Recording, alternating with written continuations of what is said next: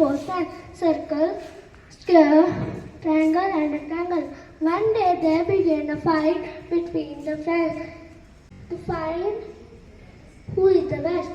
Circle said, I am the best. I have no sharp edges. Children use me to draw my shape. There are so many beautiful things in my shape. So I am the best. No, I am the best. I have four sides and all of them are equal in size. Children eat many sweets which are square in shape. I look so beautiful. So I am the best. No, I am the best. Just look at me.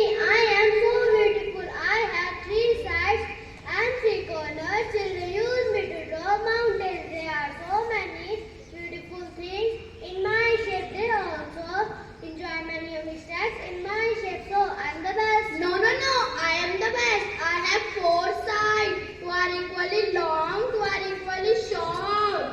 Children enjoy biscuits and chocolate in my shape. So I am the best.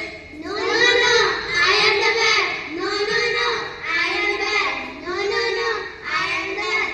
Let us start.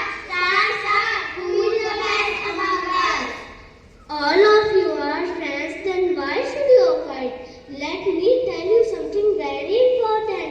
Do you know you can make beautiful designs, beautiful patterns? So stop fight.